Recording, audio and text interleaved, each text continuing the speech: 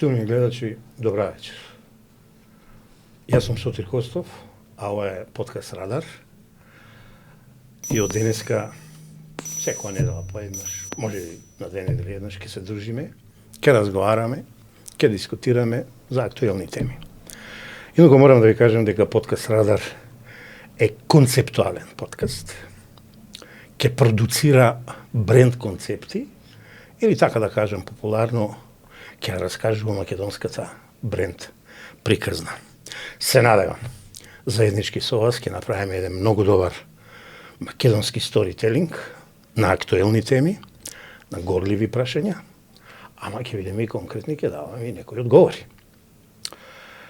Бидејќи реков, ова е концептуален подкаст, имаме, така јас и мојот тим, една желба, интенција да се разликуваме од другите, да понудиме нешто поново.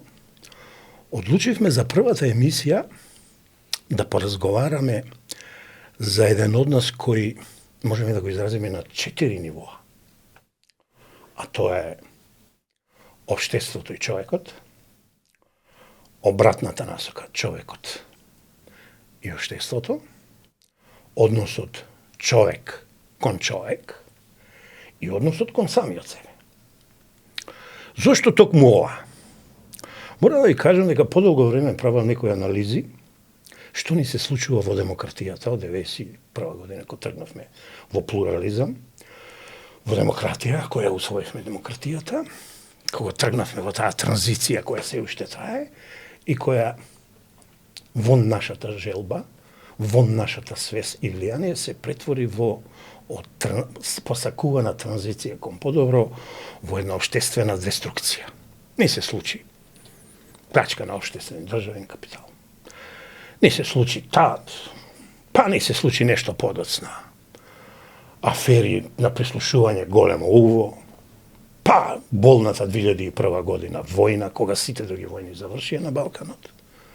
Па некои несреќи во последните 7-8 години со големи жртви, болни жртви, загуба на човечки животи, и ете на крајот, Кочанската несреќа, каде што загинаа голем број луѓе, млади луѓе, 62, повредени меѓу 100, 780 и 200.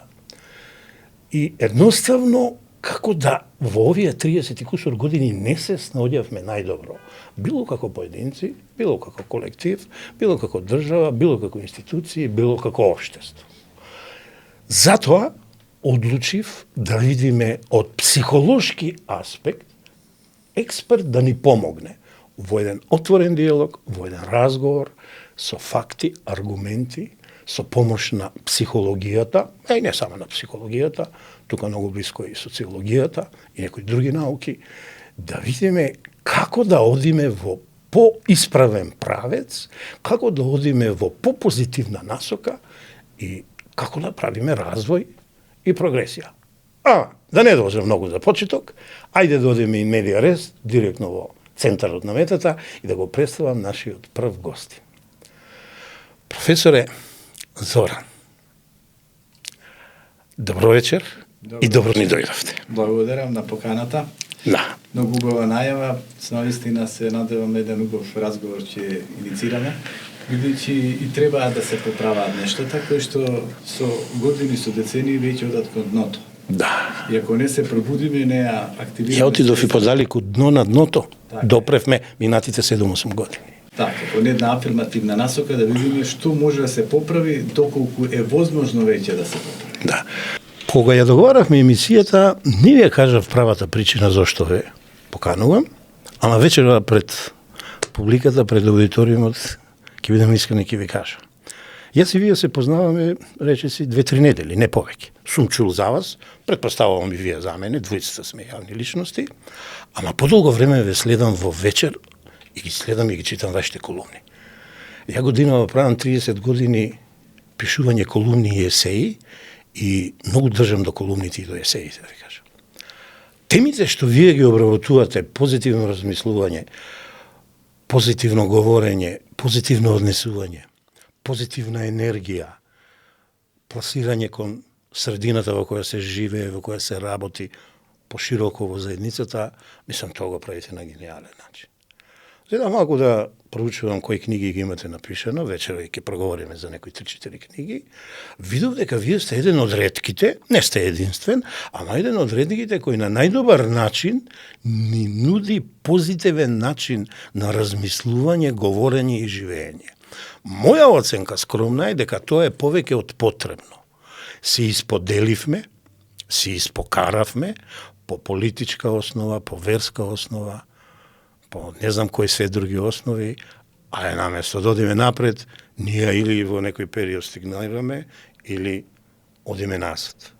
Затоа одлучив, тоа што вие го пишувате во вечер, тоа што вие во прекрасните ноќни емисии на Македонското радио ни го пропагирате, ако смеам така да речам, во нашава прва емисија на подкаст Радар, еден дел од тоа да ни пренесите.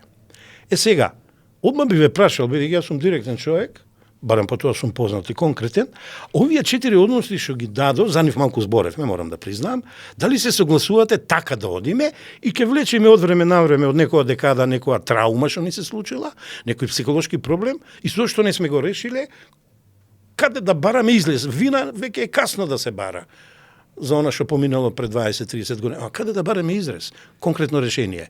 Дали се согласувате така да атераме оваа емисија? Па, научно гледано и така треба, бидејќи енвиронменталистичката теорија асоцира дека социјалната средина влие врз духот на поединецот. Да. Че многу е битно каде живееме, како екзистираме, со какви фактори се соочуваме и тоа ја креира нашата основа, нашиот индивидуалитет. Инаку можеме и обратно да преидеме. Од нашиот однос кон самите себе си, дали ние сме позитивни, дали итаме кон афирмативното, дали се надградуваме, како е нашето ниво на личен развој, може и да очекуваме такво да биде општеството. Да. Така што тие два правца може да се анализираат од каде да се тргне, но јас мислам дека всушност кај нас тука општествените аспекти го креираат духот на поединецот. И поединецот не е доволно свесен да се само креира, да стане индивидуа која што и тако некои позитивни вредности, туку секојаш му е потребен лидерот, водачот, општествените аспекти да него го подкрепи.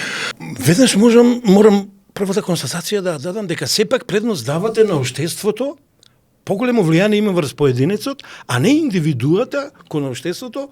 Дали е тоа можеби реликвија од системот кој го напуштивме, социјализам, комунизам, еден вредностен систем, го напуштивме, не создадовме нов вредностен систем, во нов контекст, во нова содржина, не внесовме нова есенција, туку од старата есенција се уште употребуваме и сега имаме еден ваков подреден, не целосно, ама подреден однос на поединецот кон општеството. Каде е излезот, професор?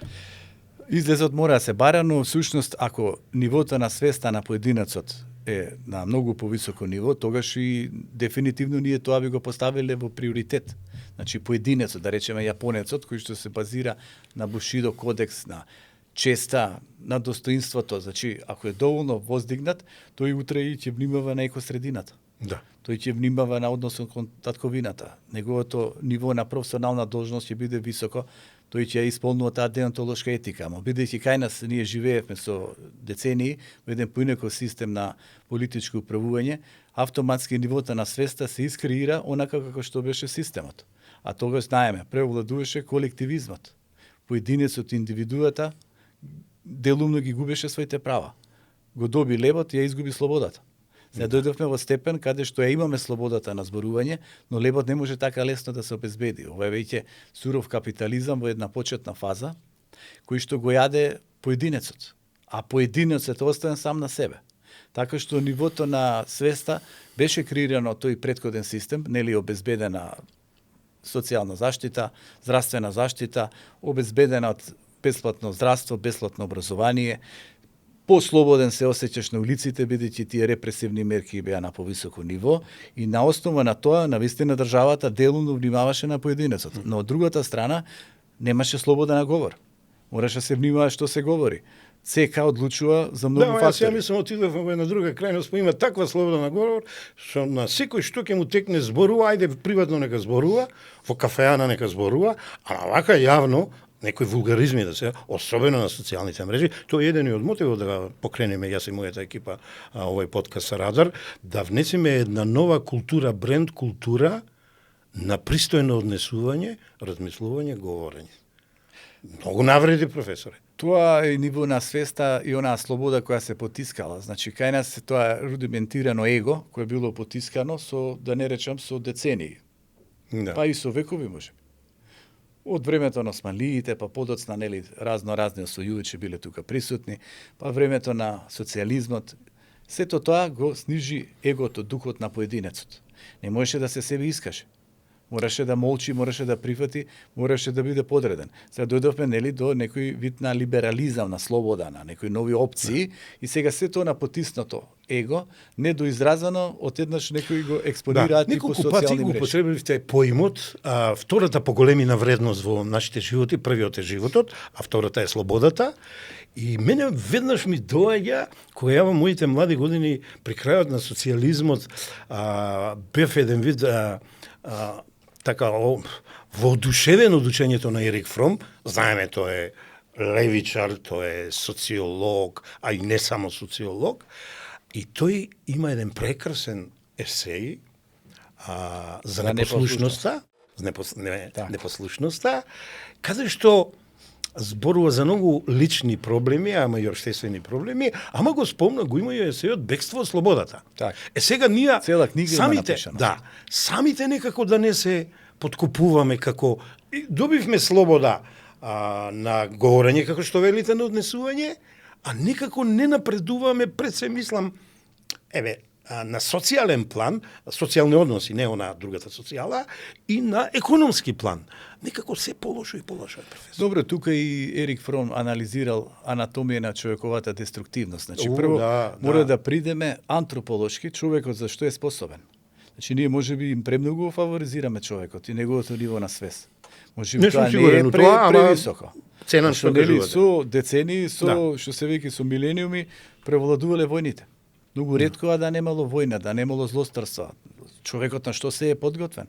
Така што сега ние од еден таков човек, кој што не напредувал на ниво на еволуција на свест, очекуваме секогаш морало да го стави у преден план или општото добро, е многу тешко. Токму тоа Фром го анализирал, давајќи ги примерите и со Хитлер и за Сталин и ги некои статистички определби. Ама веќе не сакам тоа да го зборуваме. Значи човекот и неговата структура како поединец, па и како нели луѓето, сепак не се доволно духовно еволуирани.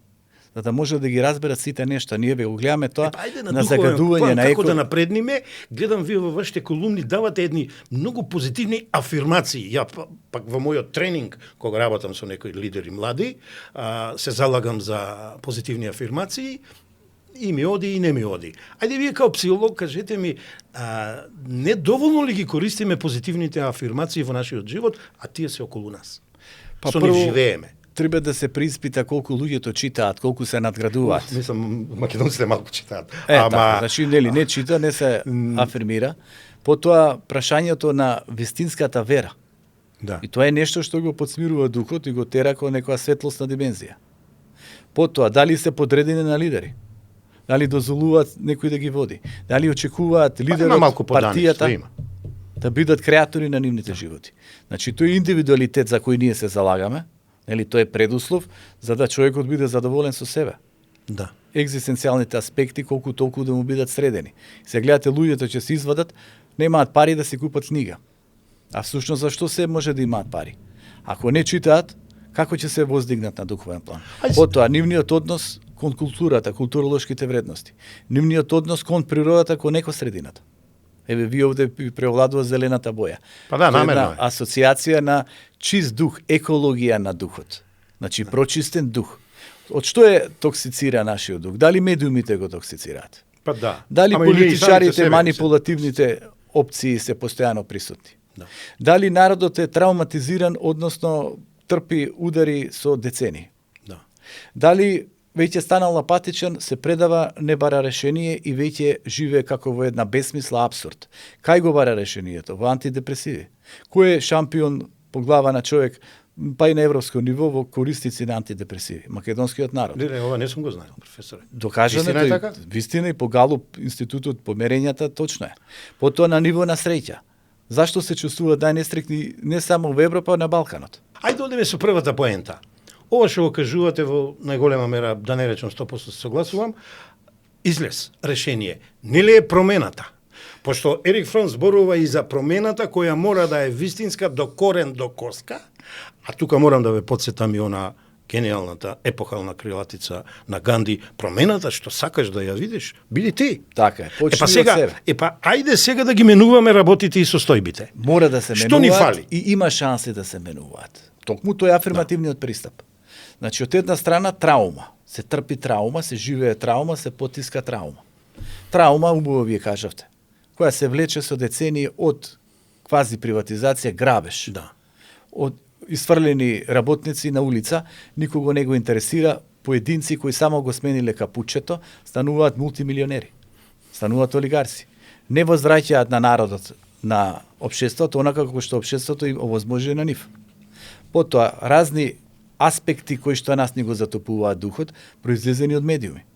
Сето тоа му влие на човекот да не може да се себе изгради, културолошки да се развива, да еволуира и да свати дека треба самиот да биде креатор на судбината. Затоа што гледате, неправди. Колку македонскиот народ е подложен на неправди? Многу. Така. Од Од памтење. 2001 година траумите кои се доживеа се ставија ли по тепех? Да. Дали се одзборуваа сите тие трауми, се поставија пред нас, да ние можеме да ги решаваме? Мислам не се поставија како што треба. Така. Едини Правниот отидоа во систем- Хаг, па не ги вратија, еве сега Така. конкретно зборувам, не сакаме да ги актуализираме и лично мислам дека тоа е тепихот. На Ајде правно вака сега. ниво, еве видите и на правно ниво.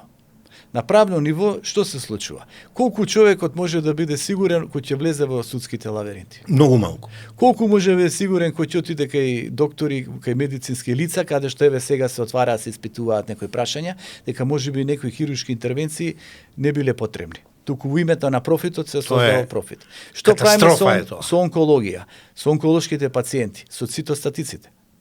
Замислете која нечовечност, монструозност, парите, профитот во преден план. Замислете сега со пожарите. Може би некој има профит или некој заради тоа што е или болен во умот, или ради X фактори ги создава сите тие штети. Значи на ниво на колектив, свеста е на ниско ниво. Не постои чувство за општо добро. Сега тука ќе застанеме кај свеста и сега ќе ви давам еден пример, ќе видите дека сепак нешто се менува. Почнавме со срамната приватизација, грабализам наречен и општествена деструкција. Ајде сега одеме на последната травматична точка, тоа е несреќата во Кочани, ама да збориме и од аспекти она што се случи, Ласкарци, модуларна болница и така натаму, ама бидејќи Кочани е најмногу изразита и најблиско до нас, мислам дека треба да прокоментираме малку вие од психолошки аспект, јас малку и од комуниколошки, од истражувачки, и е прв пат во емисијава ќе кажам дека една од задачите десетина на подкаст Радар е да го истражува јавното мислење, а не само да го креира јас и мојата екипа и моите соговорници, и таквото јавно мислење да го обзнани на јавноста и да видиме дали имаме напредок и дали имаме промена. За таа цел нарачавме јавно истражување на јавното мислење на темата несреќа во Кочани, во таа пуста дискотека ли е, што ли е, да не ја наречувам со на буквата Ш, и да видиме што и како размислува јавноста. Преку Омнибус, нарачател бренд концепти, а еве ние ја користиме и ја обзнануваме. Истражувањето 1200 испитаници, стратифицирана добра по пол, стратифицирана на цела територија, на рурални и урбани средини, стратифицирана по македонци, албанци, турци, значи сите оние нивоа кои треба да се запази една професионална, едно професионално стручно истражување се задоволени, и во тоа истражување поставивме едно 10 на 12 прашања. Јас да бидам искрен, резултатите што ги добивме, јас сум изненаден. Ама јас сум позитивно изненаден, не очекував такви резултати и тоа е една од приликите кога некој пат ќе западна, можеби малку во некој песимизам, еве случај кога ни требат некои резултати, да не подигнат малку и да одиме кон оптимистичката страна на животот, оптимистичката страна на гледање на работиве. Но, да не должиме. Целта беше да се утврди, морам да ги ставам окалкиве за да конкретно ги дадам процентиве што и како истража. Целта беше да се утврди перцепцијата на јавноста за одговорноста, за реакцијата на институциите, за тоа како медиумите, власта, институциите го пренесува, прво како реагира, па како го пренесува на јавноста и така натаму. Се испитуваше ниво на информираност и извори на информации за трагедијата, перцепција за реакција на институциите, процена на политичката и медиумската димензија и уште некои други работи. Првото прашање да додиме конкретно, за да не одиме со теоретизирање, иначе ќе ја објавиме на некој од нашите платформи во целост истражувањето. И првото прашање гласеше: дали сте информирани за трагедијата што се случи во ноќниот клуб во Кочани 26 март 2025 година? Еве ги резултатите. 91% од овие 1200 испитаници велат да, ние сме информирани. Само 7% велат делумно и само 2% велат не сме информирани. Јас морам да ви кажам, од 1998 година се бавам со истражувања или користам истражувања. Кога како? Не сум сретнал вакво ниво на информираност по било кој проблем, прашање, случка, личност, однос или било што се однесува до општеството и од државата. Мораме да заклучиме дека ова е еден вид промена, она залагање за информации на време, за транспарентност, кога некој пат и не се баш на редобро ниво, дека во овој случај не држат. На сосема високо ниво е информираноста на граѓаните. Ајде да го чуеме вашето мислење. Вака сега, јас што мислам. Значи, едно е информираност и заради гледаност, а друго е информираност заради решавање на проблемот. Ќе дојдеме и до тоа. Информираност која е селективна информираност. Ја пласираат, ја наметнуваат онака како што одговора на одредени центри. Не велам за овој случај. Да, не, знам, зборите, примери ги има колку сакаш. Каде што медиумите често знаат да манипулираат. Да. Во овој случај, дефинитивно дека медиумите имаат интереси да информираат, бидејќи тоа стана актуелна тема, Да. каде што имаш огромен број невини жртви и каде што автоматски, ако ти не информираш, си исклучен од таа медиумска заедница. Така што очекувано било 100% да биде во таа анкета, дека луѓето биле информирани за она што се случувало. Едно е информираноста, друго е проблематиката. Проблематиката ние треба да анализираме од повеќе аспекти. Да, еве, да речеме, проблематика тука можеби првично од аспект на зашто се случи, зашто оние кои што биле одговорни да преземат мерки не презеле мерки, зошто се дозволило таа така наречена дискотека да работи, дали имала дозволи ред други аномалии кои биле присутни. Ако ги ставиме на куп, навистина се фасцинантно како можеле тие толку така да се провлекуваат. Така што тука има еден сериозен општествен проблем кој само нас ни кажува дека ние никаде не сме сигурни. Било каде додиме, ние не знаеме што ќе се сретнеме. Вториот прашање, обвинителството и она што го презема, како го презема, колку ефикасно и какви резултати ќе донесе. Тоа е во тек. Така е, и третото ќе биде самата судски процес, кој што треба да ги каже селективна. Тие се клучните аспекти во моментот. Второто прашање е од каде најмногу ги добивате информациите за настанот? 39% одговорили телевизијата. 31% социјалните мрежи, 23% портали, 6% усно од блиски и познати, 1% не сум добил информација. Што забележувам? Класичните медиуми, значи тоа е телевизијата и радиото, се уште се маинстрим медиуми. Иако многу поединци ги фалат. Телевизијата ќе почне да опаѓа. Добро.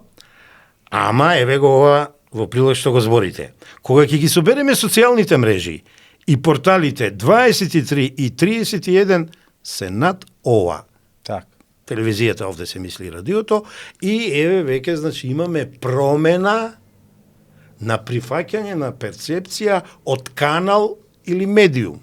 Значи пораката веќе многу почесто, веројатно ќе мора да го признаеме тоа, оди преку социјалните мрежи и оди преку порталите. Јас ова го оценувам како една позитивна промена, иако ја многу не сум љубител на говорот безобразен, дегутантен на социјалните мрежи, ама не на сите. Тоа се поедини, ама не се во мал така процент, и јас се залагам за културно говорење, за култура на говорење, и дури одам јас како брендолог и едно ниво повеќе воведување бренд култура, која има свој вредносен систем, кој е многу познат на целиот свет, како да ние имаме некои отпори. Одиме уште со едно прашање. Како ја оценувате првичната реакција на институциите на самото место? 53% вела добро. 28% неутрални. Не сакале да дадат суд. 19% лошо. Кога и неутралните и лошо ќе се соберат е помалку од добро. Значи, имаме и тука една позитивна перцепција, приемање, дека во овој случај, за разлика од ласкарци, за разлика од модуларната, и уште еден-два други случаеви, каде што луѓе гореа, гинеа, ова е многу тешко што вака кажувам, не се преземаше акција, институционална, колективна и лична, некои се криеја, не признаваа одговорност, овој пат имавме молневита акција. И, еве го народот наш, ние, знаете, помалку да велиме, малку си дозволуваме премногу да даваме избрзани констатации, на народот како што ќе му сервираше, он ќе прифати. Не, еве го народот сега кажува нешто што јас по втор пат во емисија ќе кажам дека сум многу позитивно изненаден. Ја ви тврдам, ова не е местено, ова не е штимано, ова е професионално правено. Ама Сотир, не треба да го прашаш народот. Јасни ти се фактите. Таму немаше тука не согласувам со вас. Немаше никакви нешто иницирани за јас сум за за ласкарци, за другите случаеви. Што таму излезе на површина? Може би сум идеалист, ама јас сум за модуларната што се откри? Кој е главниот виновник? Па ништо не се откри, професоре. Тога се очекувало дека вака да бидат резултати. Не, ама сега за разлика од модуларната, овде имаме сестрана, целосна и во длабина спроведена истрага. Добро, тоа е заклучок. Таа е во тек. Него, ајде одиме другата страна. Ајде. Зошто па немаше кај модуларната таков извештај или кај други случаи? Државниот менеджмент, естаблишмент, лидершипот забеган во корупција институционална, во организиран криминал, простете ми и мафијаштво, и ги заташкаа работите. Тогаш е прашање, кого го штите? Како? Кого Самите го штите? себе. Самите себе, Значи вината имало виновници. и одговорноста што Е има. сега, бидејќи има виновници, нели, од кога Да, овие вака мене што ми поставувате прашање. Кога си отидоа Убаво, од добре. власта, нели си отидоа од Да. власта. Зошто тие кои што дојдоа на власта не преземат мерки да видат што се случувало во тие? Не сте информирани, преземани се мерки. Кога тоа ќе излезе пред јавноста да се вака испитат сега. и истражни мерки Со нека ова бидат? постава во обвинителството, државното, скопското, организираниот криминал, тетовското, многу тешко оди тој процес, од причина што, сега директно и вас и јавноста ќе ја информирам, дека има два предмета за модуларната. Едниот привршува два пати го враќаат, со година и пол со условно и со ослободување, а другиот, каде што е вештачењето од германците, каде што е точно кажано каде е вината, Проблемот. е скриено од двајца обвинители, еден од Тетово и една обвинителка од државното јавно обвинителство. Од кога се знаат тие, што се случува со нив и нивните кариери? Тој предмет е се уште во работа, тој предмет ќе финишира и ја лично мислам дека ќе има не иста, слична завршница како пулскочани, така модуларна, од причина што се фатени инфлагранти, замислете, обвинители кријат не факти и докази, предмет кријат во фиоката тетовска, а сега веќе предметот е однесен во државното јавно обвинителство. Ова го знам од инсайдер, од обвинител што е внатре во системот. Значи се криеле предмети. Дали има застарени предмети намерно? Има, ама во овој случај не. Не во овој, некои други. Има. Па за 535 зашто се правеше, сега ме молам на таа тема до утре сабаја ќе разговарам. Значи тука сте сосема во право. Доверба, не доверба. Ја после ова да бидам искрен, првиот пат јас секој пат работиве ги читам по 3 пати. Прв пат запознавање, втор пат на брзина, трет пат темелито. Ја ова истражување 5 пати го разгледував и на крајот сватив дека работите се менуваат. Ова не е флоскула, ова не е туку така кажано нешто, бидејќи ова е од народот. А преска не се докажа, ако реков, јас сум можеби идеалист. Ја се уште чезнеам за гората, за Пниксот, за форумот. Ние мораме да создадеме Македонска гора, Македонски форум, Македонски Пникс. Тоа се знаете од историјата, оние големите тела, каде што во Римско, во Стара Грција и така натаму се расправало. И лично мислам дека сме ние, барем сега за сега, на добар пат. Може би не сум задоволен со брзината на промените. Ама, ајде да продолжиме со другите прашања, да видиме сега како брзо или не брзо, ефикасно или не ефикасно постапува институциите. Сега, многу интересно прашање. Дали сметате дека трагедијата беше политизирана од страна на партиите? Ова е многу интересно прашање. Вика 31, да. 34, делумно. 35, не. Една чудна поравнетост на 3 групи на граѓани, ама и ова кажува дека сепак нешто се менува. Некој ја сваќа политизацијата. Дали може било што да помине кај нас без партиите и инволвираноста на мислам дека може, политичките лидери? Дека може, ама многу тешко тоа поминува. Не, поминале, сега ќе ви кажам, значи, скоро се аминувано од политичарите, во најголема мера. Немојте да мислите дека ги бранам, јас сум еден на најголемите борци против одбегнатите елити во политичкиот естаблишмент. Ама, граѓанските иницијативи полека виреат, полека јакнат, и кога свеста малку повисоко граѓанска ќе ни отиде, политичарите ќе ги ставиме во рамка законска и уставна. Иницијативи и организации. Че има невладени, кои што тие невладени може да работат и за некој од натре, за тој естаблишмент. Го има и тоа. Или за надвор, кои што се добро платени и ги нарекуваме одработници. Видите, тие се подаја. Ја за таков граѓански сектор не зборувам. Ама треба да ги лоцираме и таквите. Па ја мислам полека се лоцираат и еве ги мрежите, еве сега малку да излеземе од Македонија. Па овој новиот претседател на Соединените Американски држави што пресече? USAID.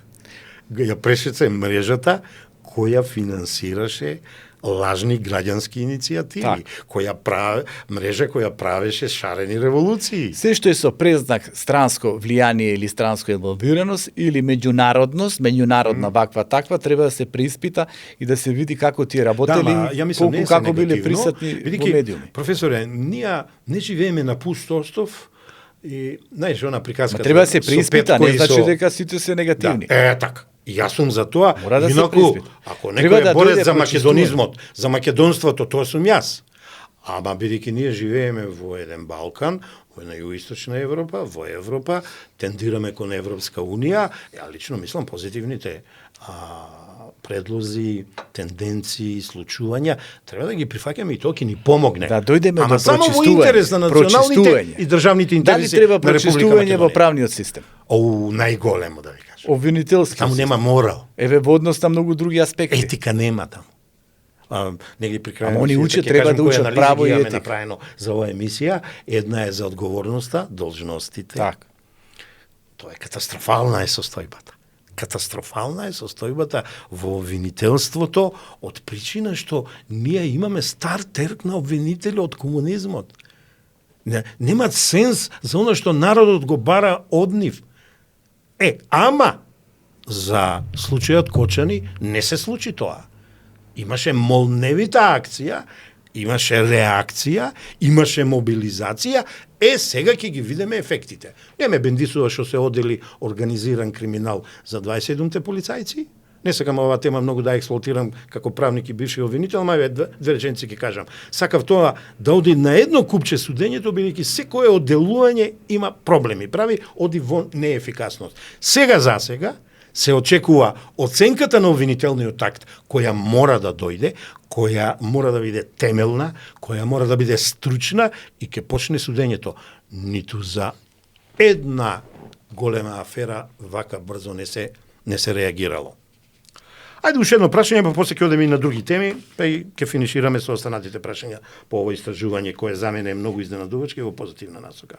Кој според вас најмногу ја политизираше трагедијата? Сега видите го ова сега.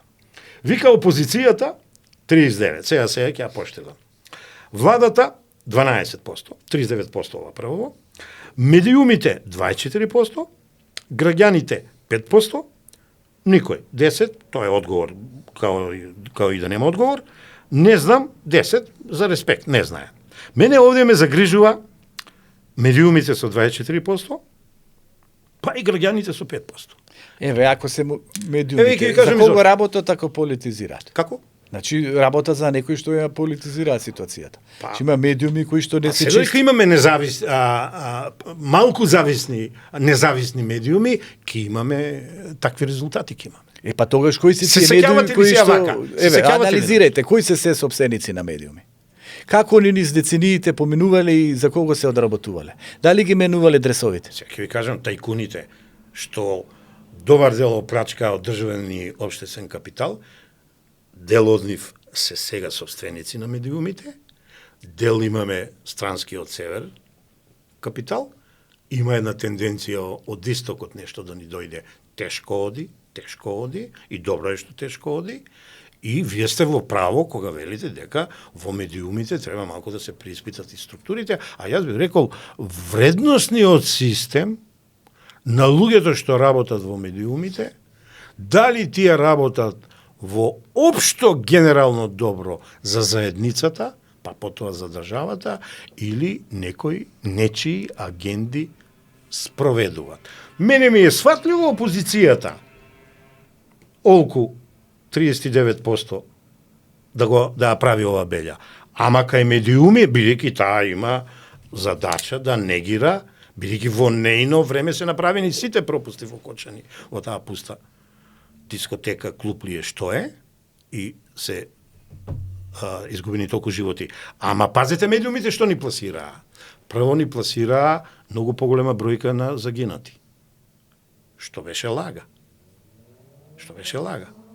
Значи, кај медиумите треба да има малку прочистување, не државно, не интервентно, него во свеста. Треба објективно и стручно да се информира барем за една ваква трагедија која сите не погоди. По некоја случајност јас сум од Кочани. На мои блиски тамо децата или се повредени или загинаа. Не смеем да си дозволам ја да информирам непрофесионално. Така, ама не очекувајте на ниво на свеста самите да се подобрат. Тоа треба некои треба да се залага. Да постојат некои законски регулативи кои делумно ќе наметнат заради информирање. Прво информирање кое мора да има етичка компонента. Па без таа етичка компонента информирањето ја мислам и не е вистинско информирање. Па затоа треба некои правила, ние мораме од почеток што се вели една културна револуција да направиме. Многу пори треба да се подобрат состојбите. Ја кога го исчитав ова истражување и кога го изанализирав, ја мислам дека не ми замерувате дека културната револуција е започната малку и претходно, од кога почна да се гонат криминогените структури всадени во државните институции, без разлика чии се леви, десни, центристички, еве да не бидам тенденциозен. Ама кои криминогени? Па тие што се и на функција и колку од нив противправно одземаат од општественото благо. Пред 20 на години. Да. Некои аномалии кои се направија, може ли да се подобрат? Може ако свеста смениме, ако извлечеме поука и ако донесеме подобри закони. Децентрализација и ред аспекти. Па ја мислам таа и не уништи. Така. Ја мислам таа и Кој тоа го уништи, не ме направи? сваќате буквално, не ме Добра, сваќате кој буквално. тоа го направи? А тогаш кога тие луѓе што беа на власт, Така. Може ли тој еден ден да му дадат и да се некоја- подсетиме, не знам каква награда, а 2004-та? може би е штетник кој што направил преголеми аномалии за општеството. Значи, ние кај ја имаме свеста? Вие велите свеста кај медиуми. Па ние немаме оние кои што треба да ги не, извршуваат свеста прво треба од професионалните кај на должности. самите да потекне, да даеме личен пример, промената, како беше Ганди, промената што сакаш да ја видиш си ти, на ти ви се обраќам, бидејќи така е поставена од него, и ја лично мислам секој со личен пример, таму кај што работи, таму кај што допринесува, Так. таму кај што твори и создава нова вредност, треба да покаже Так, пред се мора. Ова е голема работа, Ајде. што го кажавте. Ајде. Тоа е деонтологија. Дајте ми теза или Значи, антитеза. Тоа се или верност на должноста. Тоа е така, тоа. да. Судија За треба да должностите. извршува должноста. Да. Зошто е судија? За да просуди и прецени онаму како што законот налага. Зошто е обвинител? Да ги гони криминалците онака како што е пропишано. Зошто е политичар? Да ги штити интересите на државата. Зошто е доктор? Да го лекува пациентот. Зошто сум филозоф? За да зборувам за некои повисоки вредности, за да асоцирам онаму каде што треба да се подобрат состојбите. Мора да ме Зошто е прашаме. новинар и ред аспекти? Значи си изопачија работите. Не се веруј Да, на се должност. первертира, се согласувам во неголема мера, не во целост, ама во неголема мера. Дали сте имале прилика да прочитате барем дел од некој извештај на Европска Унија за тоа што се случуваше, нека биде во последната декада во Република Македонија? На следил. планот на криминогено забегување на политичките елити. Така, даваа критички ноти. И тоа од највисок ранг, Асоцираа на корупција, на мито. најголема корупција. Е сега, Државна корупција се вели. ама соте, зашто ќе зборуваме кога Да. антикорупцијска во незе се појавија аномалии? Зошто постојат сите тие, да не речам, институции? Која е нивната задача? Нивната задача е Дали да ги треба исправат да аномалиите прозрачат како пример? за кои се избрани, но видите, нема идеално општество. Ама тоа што се случува во нивните редови, ја мислам полека се процесуира. Ако мислиме на истото. Добро, ама без разлика, еве, зборуваме и за корупцијата, за митото кој е на многу високо ниво Да. воспоставено. Кој е лекот? Тоа е клучното прашање. Значи, во професионалците. Лекот е морал, етика и должности. Так. Секој да си ги извршува своите, знаете, она епохална книга за должностите. Тоа е Кикерон. Кекера, многу А може ми за Јонас за одговорностите. Одговорност. Све сме кажале со ова. Така. И Значи, професоре. добрата намера, или би оделе Да. Фукујама, например. Да. Добриот пристап. Го извртија Фукујама, иако ја се уште верувам во поставките на Фукујама, иако вела дека времето го надминало или не знам што се, а денес кајде не е он Да. таргет на размислување. Добро, ајде сега вака тука една мала станка и сега ве молам. Ја она што го читам во вечер во вашите есеи, јас сум воодушевен. А ја не така лесно се воодушевувам, да бидам искрен. Сега, кажете ми малку поучно за публиката, ајде популарно публикумот во една серија сатирична се велеше, што ние сега треба да направиме како поединци, како институции, како општество, оваа апатична состојба, апатична незадоволна од случувањата, оваа коруптивна состојба што беше во изминатава декада, да ја смениме. Каде треба да действуваме? Дали прво во етиката и во моралот, тука морам на мојот другар Темков да се присетам, не опоменуваше се пред 25-6 години. Не го послушавме. Еве дојдовме пак дека ни треба етика и морал во размислувањето и во действувањето. Бидејќи вашите колумни се многу етички, многу поучни, ве молам во кратки црти пренесете ни нешто што и како публиката да свати треба да направиме, секој поединец да допринесе за подобрување на ткивото, на општеството и на државата ни Република Македонија.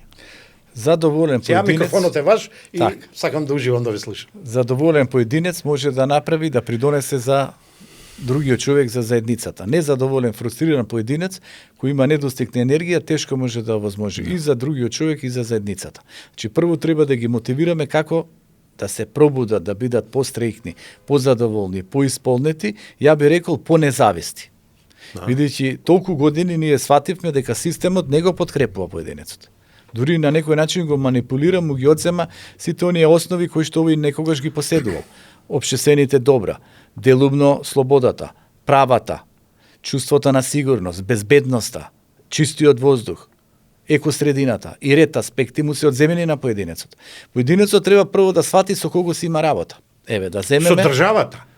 Не е со државата. Државата знае да биде и монструм, ама државата знае да биде и нешто многу Не полезно, државата. која ни го уредува животот. Тие што ја вода државата. Ама тоа дел од државата, државниот естаблишмент. Тие што ја вода, прифаќам тие исправката. 35 години што ја вода државата. Тие што ја воделе државата 35 години, што испорачале како резултат? Еве да ги анализираме секој поединечно, кого ќе го поставиме како некој светол пример? Дискутабилно прашање. Може некому нешто ќе му најдеме добро, но кај повеќето ќе најдеме само лошо. Значи, поединецот не може да се подпре на таквите лидери водачи. Не може да се подпре на системот кој еве сега кога го анализираме во многу пори е деструктивен. Во ништо не можеш да знаеш што може да те снајде. Поединецот мора да се подпре на самиот себе си, да ги пронајде алатките на себе развојот. Првото прашање не е етиката моралот, туку знаењето, сократовски Добро, гледано, се согласувам. од аспект на Платон. Некако не него како прво. Да, човекот кој што знае, не греши. Платоновски пристап, многу точен. Бараш од овој да биде добар, етичен, а овој не знае да препознае етиката и доброто, прво не сваќа дека можеби самиот ја сече дрвата, гранката на која седи, а гранката на која седи е средината. Уништува воздух, уништува реки, фрла кај што ќе најде смет и фактички си се загрозува самиот себе си.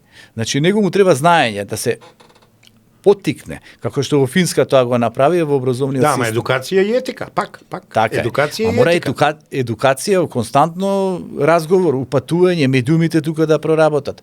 Образовниот систем да биде насочен кон таа афирмативна патека. Еве на младите сега ние им треба и позитивна психологија. Им треба мотивација, им треба само развој. Тоа го има во Холандија, го има во Германија. Норвешка има воспоставено некои стандарди. Професоре, што да направиме? И кај нас да го има во поголема мера, бидејќи мислам во некој Па некои пробува, не знам проценти какви го има. странски програми да воведат, без да сватат дека овде е една понекво ниво на разбирање на нешто. Ама има нешто што се вели прилагодување. Прилагодување. Тие програми ако ги прилагодиме на менталитетот, на популацијата и на нашето етичко поимање и сваќање на работите, ја мислам дека можеме да ги користиме. Иако за изворни програми наши македонски се најдобри. Сотири, Повеќе. пак се враќаме на почетокот на емисијата. Ајде. Сега ние зборуваме за индивидуата, бидејќи сме принудени да зборуваме за индивидуата. Како индивидуата да се поттикне, да се развие, да стане независна, да стане самосвесна, да извршува својата професионална должност и да свати дека треба да ита кон патот на светлината. Тоа малкувина ќе нешто го поконкретно воспостава. кажете ни, бидејќи ќе биде многу едукативно за нашата публика. Ќе го кажам тоа како индивидуата. Ајде. Но бидејќи индивидуата со децении, да не речам со стотина години, била потискана, многу слабо го развива тоа ниво на самосвест за да може таа да се прокламира. Тоа и го загрозило духот на поединецот кој почнал да не верува во ништо и кој сватил дека треба да се плива во матното, дека со етиката, со моралот, со едукацијата не се Да, просперира. ма ја не сум за запаѓање во апатија. Не Ја апатија, не ме ви сум во- гледате. Ајде, Ете, Сотир, губиме вие... морал Да, и дигаме раци. точно Не, така. јас сум за осознавање на состојбите и акција. Оние шанси што ги имаме мали да се да ги подигнеме за да видиме да создадеме едно здраво општество. Но гледајте вие сега. Што е предуслов за да биде некој директор на компанија? На државна компанија. Дали партиската книжка или едуцираност или референци или се тоа на што го поседува како капацитет. Па во различни фази од развојот за нашето општество и држава, различни работи беа потребни. Так, дали имајќи во предвид коалиционите кој е нивото на партии- корупција, Ама видите, се знаеше ама што тука и беше. ние доаѓаме до лидерство. Лидерство е една компанија, лидерство е една институција, лидерство на државничко ниво, лидерство низ призма на министерства и така натака. Значи, тоа го имаме бизнис менеджментот, главниот аспект е лидерство, а потоа е менеджментот или менаџирање на нештата. Вистинското лидерство, во кое имаме мудрост и етика, треба да ги продвижи нештата. Прво, да прозрачи со пример и потоа да земе. Јас сум пример, итам кон етика, кон мудрост, знам да изберам соработници. За да можеме од тука да почнеме на хиерархиско ниво, во подолните ешалони, надевајќи се дека лидерот е доволно паметен, ќе ги избере соработниците вистинските личности, ќе биде непоколеблив, нема да биде одработувач или прочитувач на оние аномалии од коалиционите партнери и сличните сродните, туку ќе се постави еден подобар систем. Во тој систем етиката ќе преовладува и ригорозност ако е потребно. Правната ригорозност. Кој се огреши од законот, тој треба да одговара. Какви лидери не имавме? Ги пуштија работниците низ вода. Ги пуштија. Што направи тој еден лидер кој е повлечен сега, а на крај беше и председател? Ајде да потсетам сега нешто. 2006 година доаѓа една реформска екипа, прави реформи до коска, би рекол. Се сеќавате кој го збори што? Ерик Фром збореше за промени до коска. Направија што направија, да не бидат тие реформи успешни како што беа замислени и преку шарени револуција, таа генерација на еден начин беше симната на незаконски, на крајно безобразен и насилнички начин од власт. Значи, нам ни треба, како се вели тоа, нов почеток, кој мислам веќе го имаме почнато, со голем плебисцит од народот, над 500.000 гласа добиени, и сега ни треба морал и етика на извршителите на државните, и не само на државните, туку и на стручните функции, да се почне со промените вистински, кои застанаа таму некаде пред една декада. Дали се согласуваме или не? Овие сега моменталните ги исклучувам, бидејќи ќе им ги видиме резултатите уште за некое ново време. Се она претходно беше борба со лошото преку агендата на полошото. Значи тој 2006 тој имал и лоши 2011 беше реформски запад невиден. Ама подосна какви се работи сите реформи што се прават. Не беа сите работи совршени. Па гледа, не може црно-бело да ги гледаме. Па да, во право сте. Имаме и аспекти кои не биле добри. Да. Тие што не биле добри... Не, на крајот завршија како недобри. Така, значи тој се третирал како лош, таа екипа. Дефинитивно имале лоши резултати во многу сегменти. Немало напредок во се. Значи биле лоши. Но со лошиот се бореше полошиот. И лошиот, тој полошиот го смени и автоматски што создаде како штета? Знаеме, катастрофална. Така и сега избега кој знекаде. Зборувам за некој кој што е на некој остров. Така ли е? Во целост не можам се согласам, ама не, збориме за лошата формулација на нештата. Немаме напредок, немаме лидерство, не можеш да ми ги фалиш некои кои што демек биле идеални, совршени од 2006, кога последиците од нивното владење не беа идеални. Ви да ви кажам, лидерството е многу конкретна тема и поим. Ја во моментот пишувам книга за лидерство, и лично мислам дека не можеме со 2-3 реченици да го карактеризираме и лидерството и нечии пример за лидерство. Дали беа партизирани институциите? Дали беа партизирани од 2006 па натаму? Додека не дојде тој што избега на островот? Не од 2006 година. Цело време партизација. Ама еве конкретно збориме дека и од таа прво имаме од рушење на владата на Клюсев. Така. Од тогаш имаме партизација. Точно. Имаме невидена плячка на општествениот капитал 94-та, 98-та, кога морално паднавме најниско дно на дното допривме. Дојдоа големите промени 98-та и некој за 2 години се потруди да ни наметне војна. Значи, да не се враќаме толку далеку. Дај да видиме овој актуелен момент кога јас гледам светлина во тунелот, кога јас гледам решенија, кога ја гледам плебисцитарна голема поддршка на една владеачка гарнитура, релативно нова, кога јас гледам размислување на, ке го употребам, пучанството за одреден проблем со своја глава и позитивно, и се трудам тоа да го представам во оваа наша прва емисија, и лично мислам дека работиве не се толку црни, но мораме да расчистиме со корупцијата и со организираниот криминал во последната декада. Мораме да расчистиме. Таа се издигна на пиедестал, ги помина, сите светски рекорди ги обори. И од тука со нов почеток, што ви реков со, иако тој е левичар, Ерик Фром, Јас ќе кажам, промени до коска. Ни Така. Радикални промени. И затоа вас како психолог и не само психолог, човек се бави со други работи, сакав да ми видите прв гостин, да дадеме малку надеж, позитивно гледање на работите. Тука ве молам, или ми контрирајте, или кажете нешто Вака сега. од вашиот кампус. Прво, уште една за политичарите. Ајде. Дали политичката елита стана мултимилионери? Не сите, Добар број стана. Стана. Така? Да. Ова последнава, од последниве 7-8 години, Дали оплечка се живо и диво. се осиромашуваше? Да. Дали народот се чувствува посреќен или поапатичен? Дали голем број на Второ, млади одат во странство, принудени се, а Да. родителите страдаат бидејќи не си ги гледаат децата? Така? Дали воздухот е се позагаден и позагаден? Тоа треба да се Дали докаже. процентот на доверба во судскиот систем е повисок или понисок? Ground Zero. Што се случува со обвинителството, дали испорачува резултати? Сега за сега не испорачува, ама има некои показатели дека работи веќе се менуваат. Добро. Еве, сега одиме со Сега како доверба. ги заменив милогите? Да, ги Вие заменив. прашувате ја одговорам. Ако, окей. Сега одиме со ова афирмативна Ајде. пратека. Значи, еве, утврдивме дека се претходно навистина било катастрофално. Не се, ама во неголема мера. Во најголема. Нема резултатите се тие. Народот е понесреќен, Да, народот да. е поапатичен, Осиромашен и многу така. млади бегаат, има чувство на неизвестност, Да. на екзистенцијално Затоа и финансиски бегаат. план не се чувствуваат сигурни. Че зборуваме за мноштвото на народ или за мнозинството кое што не поминува најсиено. Ние не ги анализираме Сте ги виделе најновите економски привилегираните. показатели? И од Народна банка, и од статистика? Дека негативните трендови се стопирани и дека имаме прва фаза на позитивни трендови, за сите овие работи што ги кажат. Се извинувам што ве прекинав. Значи, да се надеваме дека тие се такви. Иако тоа е бројка на хартија, ние треба да влеземе меѓу народот, да видиме Така. народот како се чувствува. Еве, народот, овој истражување кажува како се Така. чувствува по одредено прашање.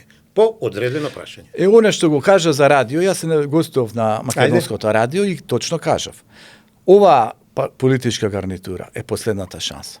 Ако овдека не Last се chance. изнајде решение, ако овде не се подигнат нештата, ако овде не се подобрат системските состојби, нема да имаме напредок. Ќе има пропаст. Сега, Значи, ова е последната ве молам шанса. тука.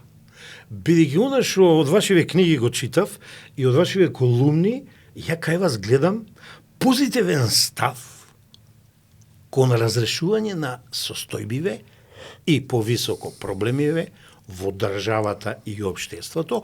И ве молам тоа, може ли малку да го представите за публиката да свати имаме шанса да се оправиме или немаме шанса да се оправиме? Па треба да се биде оптимист и да се Да. верува дека може да се подобрат нештата, иако навистено на претходно што беше владеено, поставено и на некој начин структурирано, беше катастрофално. Значи тоа беше еден вид на пропаст во општествена Но на гледна дното, како точка. се вели, И во една песна на Балашевич. дефинитивно има одредено продвижување. Да Да. бидеме чести. Треба ли да го поддржиме тоа Треба да придвижување го и да се залагаме тоа да земе некои, не урагански растути, па тие економските показатели, индикатори не така лесно се менуваат, ама се гледа некои промени. Ама има во И се однос треба сите да дадеме допринос, Сотери, професоре. има во однос на оние претходните. А во однос на подобрување на нештата во државата се уште немаме високи резултати. Не, високи да, ама има промени. Има промени. Има во однос на она што тие не претходно замисли го на работеле. економски параметри многу да се кажува. Добре, ај одиме по општините. социолошки, Еве сега- психолошки и обштествени. Не, квалитетен живот. Анализираме квалитет на животот. Што ќе кажеш за општина Ѓорче Петров, кај што во населба Хром се наградија згради, се уништи екосредина, има пренатрупаност од жителство, а нема никаква Кој инфраструктура. живее таму? Јас живеам. Еве, зборувам за конкретен пример. Да. Сите општини си имаат свои проблеми. Тоа не е случајно, тоа се провлекува. Професоре, вака Но си еве имаат сега свои што проблеми. правиме конкретни проблеми. И се вака. Еве секој го гледа локалното. Обштествениците и политичарите, и не само политичарите, и екоактивистите, и борците за човекови права и се тие кои треба да донесат радикална промена на состојбите. Дали урбаната мафија прекрасно живее во Македонија? Најпрек- Дали планерите, најпрекрасно. дали тие дуб гуп што даваат полека исто ги така? ловат, професоре. Треба да ги улова да ги прикажат. Ги ловат. И ја колку знам, некои работи се стопирани, веќе плановите не поминуваат така како што поминува, некои ги пакуваат куферите да си одат, бидејќи има истраги, ама за работи што не се објавени, па и не можам да зборувам. Бидејќи ако се земе преди што се сум обавувал во минатото, обвинител, адвокат и така натаму, имаме една култура и на однесување и на говорење. Еве да ви кажам, урбаната мафија моментално не знае каде да се заврте, каде да избега, бидејќи е притисната од органите на прогон. Ама нема ништо пред јавноста, ако ми гостувате после извесен период во емисијата, можеби ќе видиме и конкретни резултати од тој прогон на урбаната мафија. А сосема сте во право, дека го оплачкаа народот. Така, сосема сте во право. Квалитетот на животот, на поединецот, преку поединецот на заедница. Треба да не желба да се подобрува. Так, значи ако квалитетот не рапидно и во голема мера, барем постепено во чекори. Одиме во локална рамка, нели? Ајде, па не следуваат и локални избори. Така, и во тој поглед. Да. Она што се ветува, колку ќе се исполни. Значи, ние мораме да мислиме на поединецот. Неговиот квалитет на животот. Тоа не е битен, колективот го напуштивме одамна во комунизмот и социјализмот. Почва, воздух, вода, почва. Што се случува со почвата низ призма на пожарите? Што се случува органски производи и неоргански производи? Пестициди, хемикали и ред аспекти. Каде е контролниот механизам? Каде е кој што контролира? На царина и ред друго. Санитарна инспекција во поглед на ресторани и ред аспекти. Второ, што се случува со воздухот? Еве го ќе дојде сега кај да е зимата, што ќе правиме? Ова не велам за овие дека се виновни. Говорам за процесот. Видите, вие кажувате последиците од една декада владење на една политичка гарнитура. Так. Значи ги анализираме. Не сум претенциозен да кажам кои се знае. Дуи СДС. Ама вечера си правиме општествен, морален, убавен разговор. Да, мораме од аномалиите да почнеме. Значи она што ги создало проблемите. Прво, народот сака да види правда, да одговараат пред законот. Точно вие велите, не може се и од некој кој што е министар нека биде и премиер. Има обвинителство, тоа е должно тоа да го гони. По службена должност треба да ги ловиш, се вели. Морам да прекинам во овој случај, во овој предмет на моje кочани, јас сум кочанчанец иначе, ако не сте знаеле, има и министри, и државни секретари, и одговорни луѓе од третиот ешалон, дуи СДС се прават да ги разводнат процесите. Дали претходно имаше нееднаквост? Политички разговор не водиме. Не водиме, а дали имаше нееднаквост пред законот?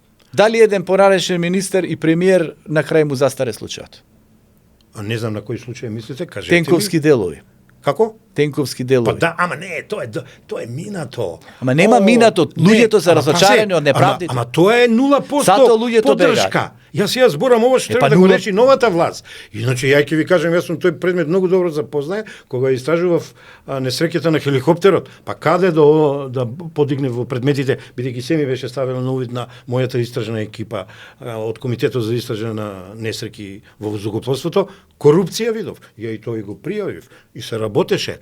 Ама ние сега треба да видиме денеска што ни се случува, минатото малку од малку да го оставиме по настрана, не да го занемариме, за да проектираме ефикасни акции на економски, на социјален, на правен, на политички, на морален план, да ги поставиме превертираните работи од последната декада на своје место. Ја затоа и викнав вечерва да разговарам. Еве го решението. Во нас.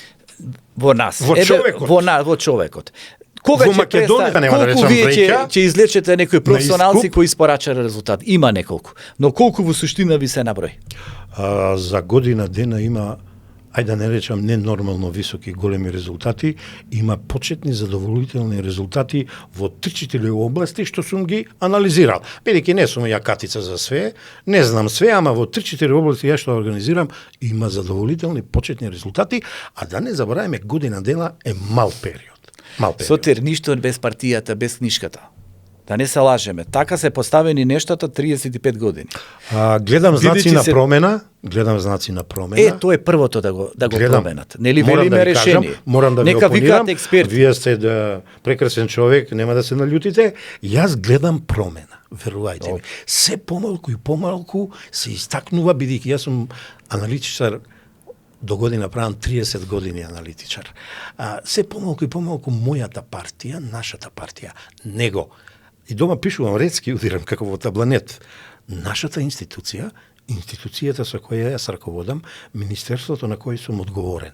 Тоа за штом имаш промена во вокабуларот, професоре, имаш промена претходно во свеста и следува промена во действувањето.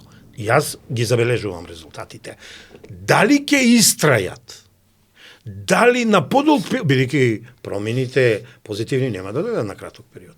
Јас сум рекол, ако сега прв пат политички ќе зборувам вечерва, ако ова гарнитура издржи во првите 4 политичка мислам на власт што е ова коалиција, да ги постави работите во поглед на реформите болни, тешки, економски, социјални, правни, политички, како што треба да ги проектира, да ги состави, комплетира тимовите и тоа народот да го препознае сега во прва фаза и на локални избори, а потоа и на првите парламентарни избори, ја ви тврдам оваа гарнитура најмалку во 2 мандата ќе владее, бидејќи тоа според мене цел живот сум општественик, активист, сега граѓански активист, пензионер сега во акција, мислам народот ќе го препознае и ќе тргнеме во еден правична насока во која сите се стремиме. Подобар живот, професор. Сотир, вака сега. Подобар живот, ништо повеќе. Со факти, подобар а стандард. не со теорија. Ајде, Гледај се што е факти, што се теорија. Велиш ако го препознае. Да. Добро да го препознае. Да. Но еве земи го тоа, колку гласови имале на локалните избори, колку гласови добиле на парламентарните избори, колку гласови ќе добијат сега на локалните избори.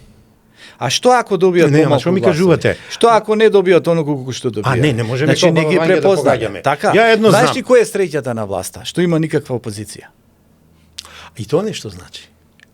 И тоа значи опозицијата не политички, правно, него морално е срозена. Така. Ја не сум среќен со тоа. И Одма ви заслужила да нам биде ни треба, срозена. нам ни треба Нив им јака треба опозиција, децении за да доволно се јака подигне. опозиција, ама знаете како? Народот пред година дена друго кажа. И за председателски и за парламентарни избори, за председателски над 500.000 гласа, 520 и нешто, за парламентарни 460 и некоја илјада. Тоа да не речеме народен плебисцитет. Збориме за она што ќе се случува сега за некој месец. А за локалните? Так. Па ќе видиме. Еве ја вака да ви кажам. Па еве ако отиде локалните како избори што ќе се се проценува- првата лакмус проба така. хартија дали оваа власт, Так. оваа коалиција, оваа гарнитура на власт е во прав правец.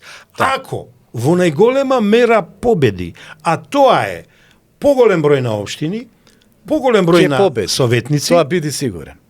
Во поголем број на општини. Ја како експерт за избори, Ама нема да има оноку гласови колку што имале претходно. Тоа како ќе го објасните? Не можете да ги мешате парламентарните избори со Не, веќе на моја да одиме и на терен локалните. одиме, Локалните на локални, од пред 4 години. Одиме на локалните пред 4 години со овие а локални. грешка сте. Да Еве видиме. на $1, ако се кладам на $1, ви тврдам дека повеќе гласови ќе освојат од претходните локални избори. Ви го тврдам тоа. Тога Живе цела били теорија, видели. цела ваша Моите теорија- 5 книги за изборни кампањи напишани Така. ми дават за право. Цела ваша да го теорија кажам е ова. за пофалба. Тогаш теоријата ви е за Не, пофалба. мене ме интересира дали во праксата ќе се оствари. Не, да видиме дали ќе Ако се оствари. во пракса, сум во право. Ако не се оствари во право, сум затаил во некој параметар и негова проценка. Сега, ако не освојат, А знаете што треба е да се мерило? Број на преиспитаат. градоначалници, број на советници и број на мнозинство во општина. Нема не. Извинете, поверете. Бројот на гласачи. Па Колективно тие се земање. ефектуираат во овие. Колективно крајните. она што било пред Важи. 4 години веќе 4 години. Сега одиме на тоа дека нема да освојат толку колку што освоиле. Што они треба да направат? Нели се Да даме се некој совет? преиспитат. Така е. Бидејќи следуваат парламентарни избори. Така. Треба се да видат преиспитат. каде се проблемите, што се случи. Ама ја не би преюдицирал, професор. Да, добро, ако се случи да ги освојат сочекаме- помалку, да ги треба да сочекаме преиспитаат. првичните резултати. Значи да ги сочекаме, но во 2 круга се за градоначалници, во 1 круг се за советници. Ме радува што го положивме испитот како општество и држава за независните кандидати, што им се отиде во крајно сега со 2 потписа, тоа е малку лакрдија, ама ме радува што една голема група не е онеправдена, има равноправни услови да се надпреварува со политичките субјекти и ја лично очекувам едни добри резултати соодветни на расположението на народот во Република Македонија или поточно во општините. Бидејќи сега е битка за општините, за градоначалник и за совет и Сега е председател битка, знае на совет. зашто? Битка е за државата. Па да, За општествените да, вредности. Во право сте. Во право А знаеш сте. што, у суштина добар дел на народот кој што е обоен ја прави битката Ова за е мислите партијата. политички. Така. Да, за да не сватат Така. погрешно. Што ја гледа опцијата и битката за партијата. Не, ние треба да гледаме битката и опцијата за народот. Ние треба да работиме народот да го затоа преска ја подигнеме. мислам употребив республикум. Значи, сепак народот ни е најбитен, бидејќи народот ја прави демократијата. Ама народот кога најчесто се спомнува? Кога има избори? Не се согласувам. Дали им текнува на народот тогаш кога не се изборите? Не се согласувам, да бидам искрен. Народот ќе го каже своето, тој е народот духовно веќе освестен нема да народ. дозволи да биде манипулиран, сега ќе ви кажам. Последното нешто што му прекипи на народот е кога му ја поганија изразената волја на референдумот за најсветото, за најсветлото, за се нај за името. И јас ви тврдам, овој македонски напатен народ, ниту на оваа власт, на оваа владеачка гарнитура, ниту на било која друга, нема да дозволи веќе да го манипулира. Јас тоа, како човек кој работи Точно. 32 години за избори и изборни кампањи, сега морам да го кажам ова, како човек кој напишал 17 книги и практикуми за избори и изборни кампањи, политички маркетинг и социјален маркетинг, за брендингот да не зборувам, ви тврдам народот веќе таков луксус нема да дозволи. Така е, Поверете, точно. поверете. Многу прецизно кажано и тоа е суштината. Да. Народот да не дозволи повеќе да биде манипулиран. И ја мислам и ние треба да се трудиме профитери како јавни личности и од кои неспособни влијаеме на ликови. паблик опинион, на јавното тоа е. мислење, да не дозволиме тоа да му се случи на народ. Така. Кои трауми ги имавме со референдумот, се сетите. 27 април вие го споменавте. Значи тоа не сме да ги повторуваме грешките, професори. Па не треба. Да. Ајде молам сега малку, ево не знам, од овие 4 книги која прва фатив? Будење на позитивната енергија. Ево ја нема да зборувам. Доктор Зоран Крстевски, автор на едно 20 и повеќе книги за психологија, за позитивизам, за позитивно размислување и така натаму. Што вие ни предлагате во поглед на позитивната енергија, како да ја искористиме ние, јас, вие, екипата што го прави овој подкаст Македонскиот народ, за да имаме подобар живот, да имаме подобра перспектива, професоре? Социр, тука има Не сакам да читам делови, два аспекта. непопуларно е Така читањето. е. Едно е позитивно, а второто е енергија. Да, браво. И сега гледате, еве Сотир ќе го гледаат. Сотир зрачи со позитивна енергија, ја знам. Благодан, се трудам. Отворен човек. Се трудам. Директен човек. Комуникативен. Така е.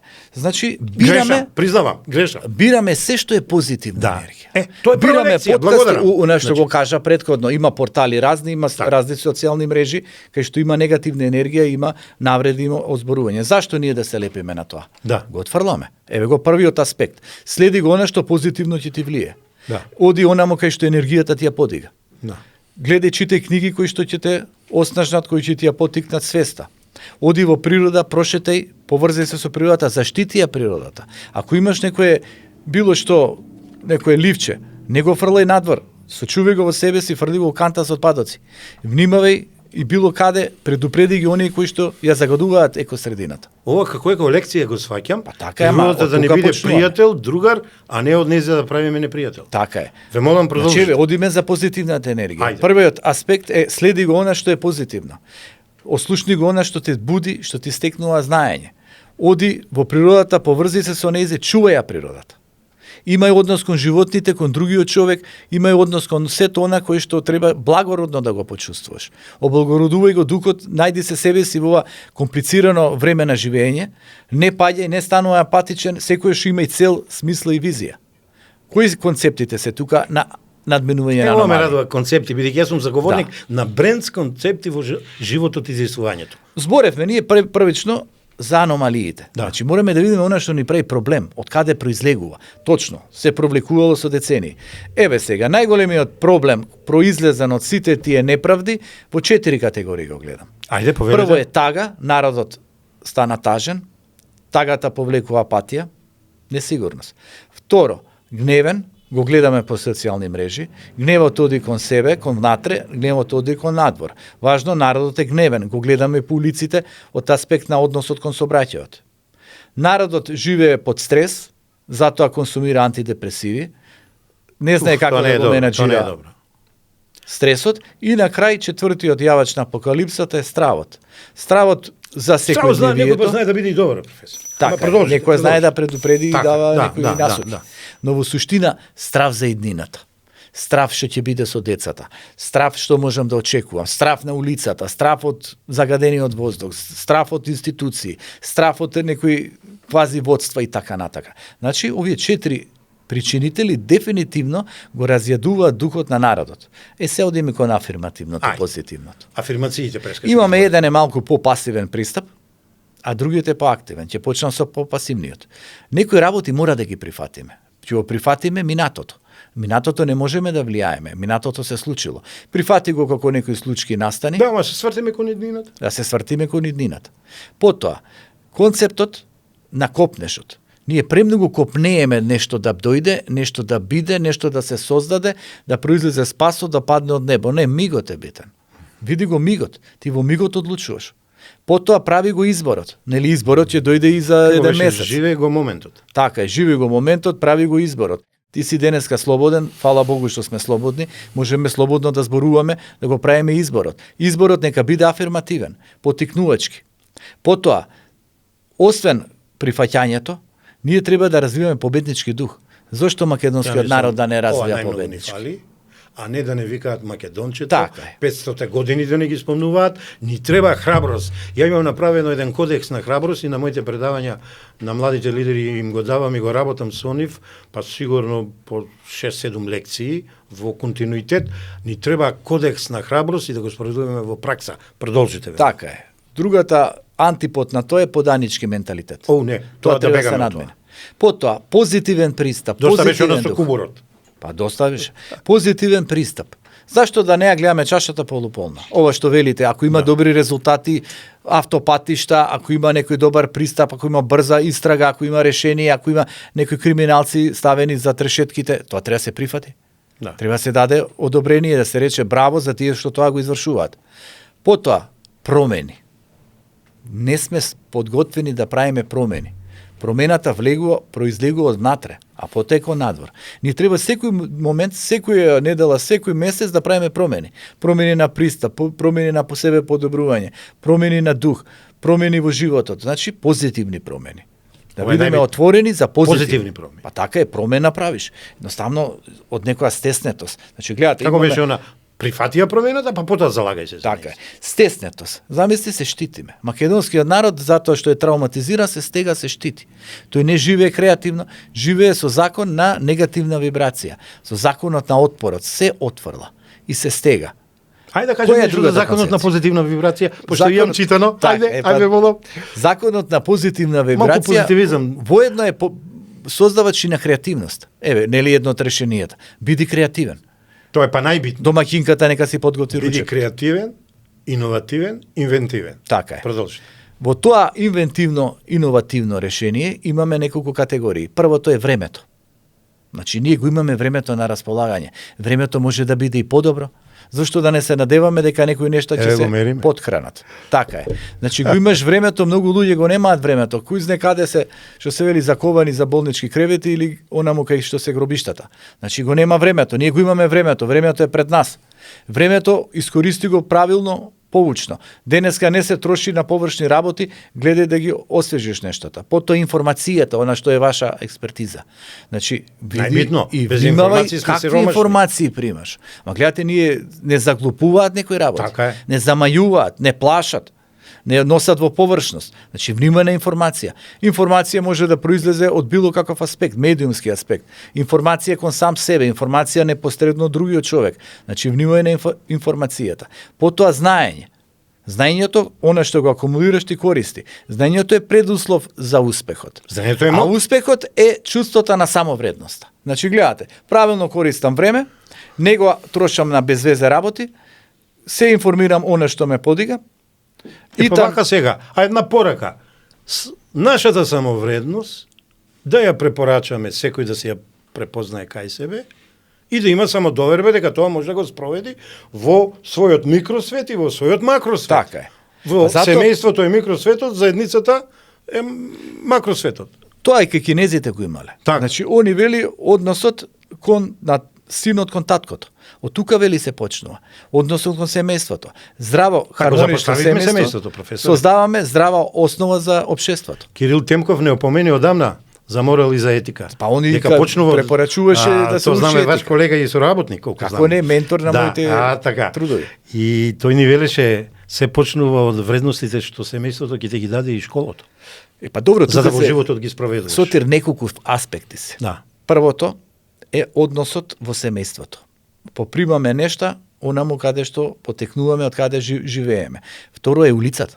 Што се случува на улицата? Универзитетот на улицата. Какви се околностите Ја го имам дипломирано на и улицата? сум задоволен да ти кажам. Така е. Покрај правниот факултет. Третото ви е училиштето. Какви образовни практики, какова поука, кој те едуцира, на кој начин те едуцира. Четврто, веќе можеме да речеме дека е и медиумите, заедницата, Многу непосредната се битни. околина. Медиумите се битни. Тоа е А петото битен е самото општествен општество. канал. Значи, гледате здраво општество, што би рекол Ерик Фром, Да. или заболено општество. Има разлика. Општество кое те штити, општество кое те уништува, те деградира, те фрла на маргина. Ајде сега да видиме народот во нашето општество, во нашава држава, што очекува за случајот што овој нашиот тежок болен случај во Кочани што ни се случи.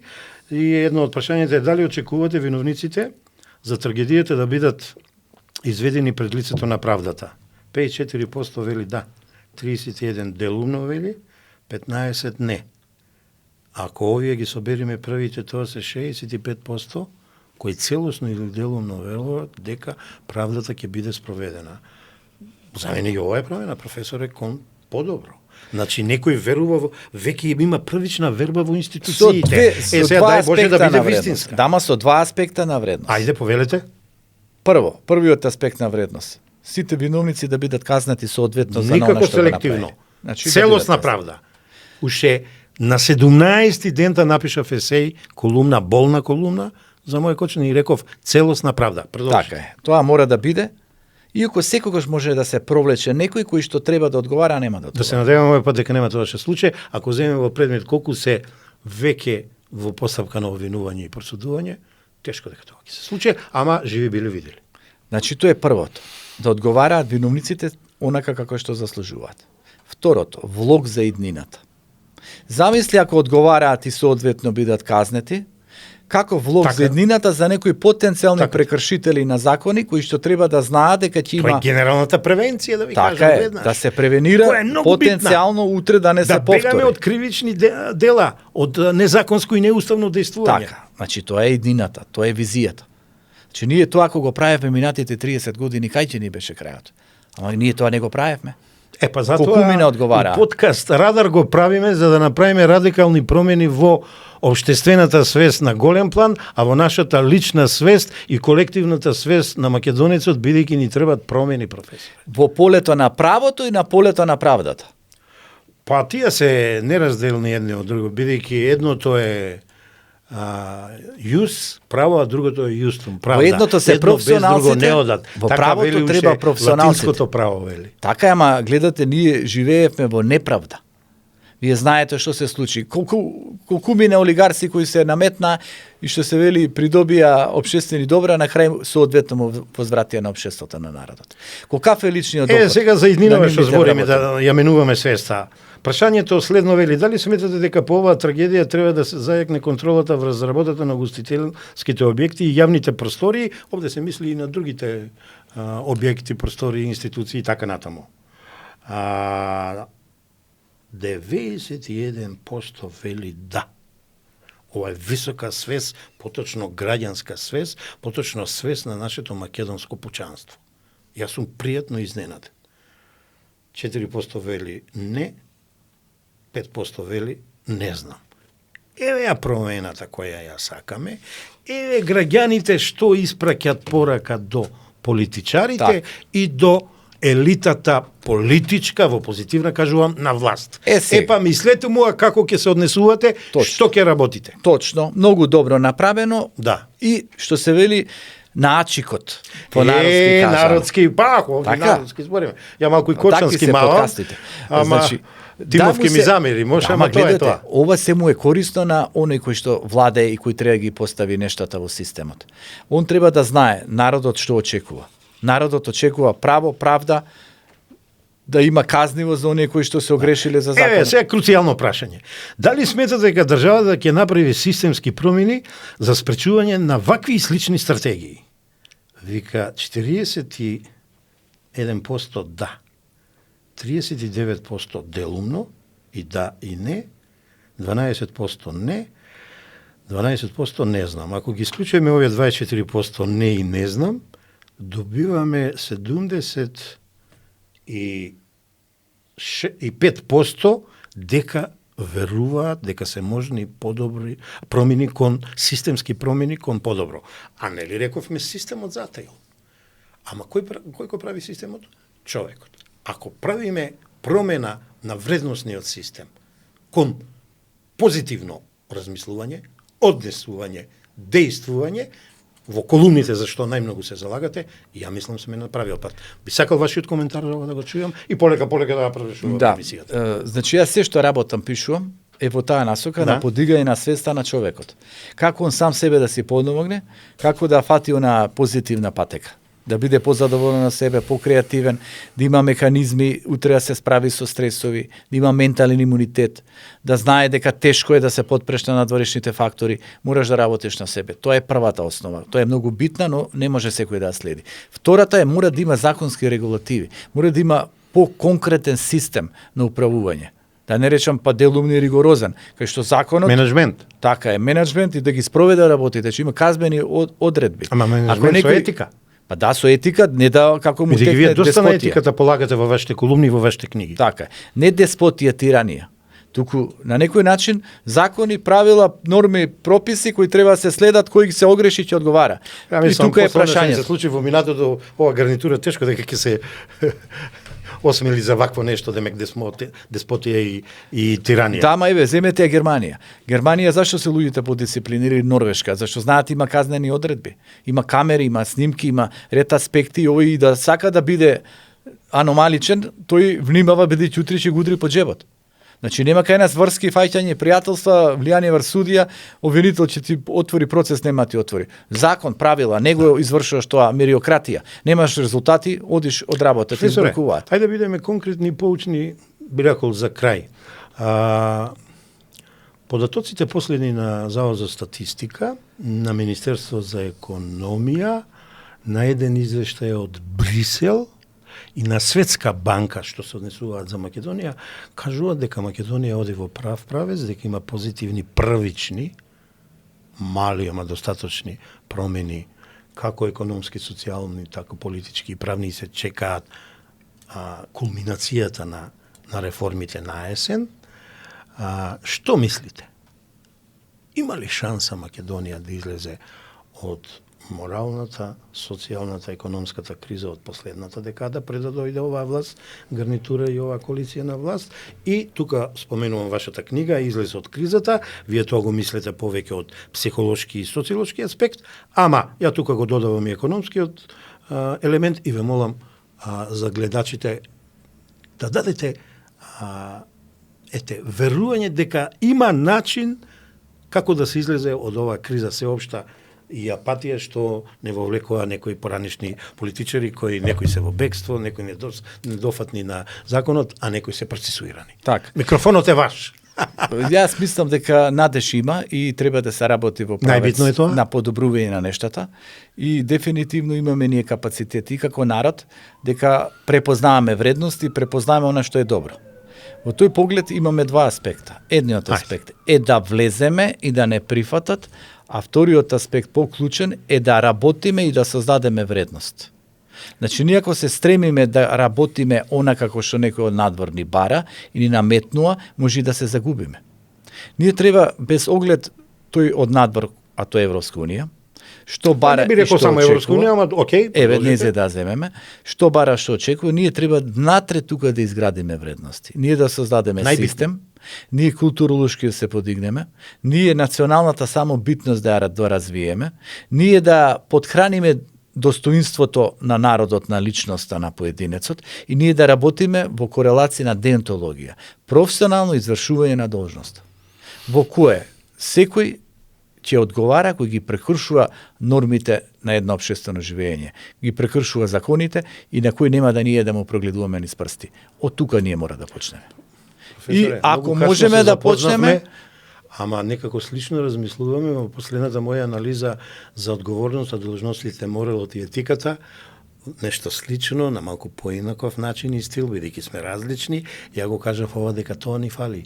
Ни фали да се ги извршуваме одговорно и дисциплинирано должностите, да сме одговорни пред се кон самите нас, кон семејството, кон комшилукот, кон улицата, кон заедницата, кон институциите и кон државата. А впрочем, вие тоа ни го кажавте и мислам дека малку и поучна нотка за нашите гледачи на крај дадовме. Очигледно, почитувани, не успеавме целото истражување да го пренесиме, но на една од нашите платформи ќе биде во целост изнесено истражувањето и ќе биде комплетирано, бидејќи за потребите на целосно расветлување на овој случај, јас со еден друг тим интердисциплинарен правам едно истражување кое се вели моделот на Swiss Cheese на Джеймс Висон, применот на несреќата пожар во кабаре, клуб, дискотека, пул, скочани, каде што има многу графикони, каде што има многу пластично представување на несреќата и сите директни и индиректни причини за истата и поуките кои треба да ги извлечеме за исте. Дополнително ова ќе биде пренесено, а бидејќи ние рековме ќе се разликуваме од останатите подкасти, јас вечерна пред да се разделиме, професоре, ќе ви поклонам една книга, ова е донација и во другите емисии ќе има од Матица Македонска, од Раде Силен, мојот добар пријател, а тоа е книгата на Васко Шутаров, Јавна и културна дипломатија. Тоа е на друга област од областите кои вие ги работите, ама бидејќи тука има поим јавно и културно, ја мислам има многу сличности со вашата област во друг контекст. Ќе има и за студентите. Драго ми е да ви поклонам. Многу дел од моите книги, кога ќе дојдам кај вас на кафе или кога ќе излеземе, ќе ги добиете. Сега, ве молам, бидејќи сте универзитетски професор, бидејќи сте психолог, филозоф, малку зборевме за астрологијата, ама намерно тоа го направив, ве молам со едно кратко завршно обраќање, јас така ќе ги завршувам моите подкасти, кон нашите гледачи, да дадите порака. Нам ни фалат ама позитивна порака, бидејќи вашите книги и вашите колумни се пред се позитивни, зрачат со позитивна енергија и сакам да им помогнеме на гледачите од оваа патија наназад од 7-8 години, малку позитивно да гледаме на работите, состојбите, односите, луѓето и нашиот живот. Повелете. Така. Значи, мојата порака е да се градиме себе си како личност, како поединец, кој што има достоинство, кој што има креација, кој што има верба, дека ќе биде подобро, а тоа мора да се постигне преку фаворизирање на свесност и на будноста. Значи, биди свесен за своето постоење, биди буден дека нештата околу себе си некогаш не се добри, но ти гледај ги оние кои што се добри, фокусирај се на она што те развива, секогаш бирај ги лицата, состојбите, околностите кои може да те градат, кои може да те наполнат со една убава хармонична енергија. Професоре, јас ви благодарам. Ми беше кеф што сте мој прв гостин. Имав причини јас зашто, иако не се познававме, зашто вас ве избрав, бидејќи ново општество повеќе од потребно се психолози, да ви кажем, и психологија на размислување и действување. Впрочем, со оваа емисија тоа и го докажавме. Се надевам, драги гледачи, дека барем делумно одговоривме на прашањата што си ги поставивме. За прв пат денеска завршуваме. Гледајте не на нашите платформи, на YouTube каналот, на Facebook, кои ќе бидат активирани или веќе се активирани и се надевам дека ќе се држиме почесто и ќе имаме вакви отворени разговори, диалози кои се битни за вашите горливи животни и работни проблеми. Јас сум Сотир Костов, вие гледавте подкаст Радар. Довидување до следната емисија.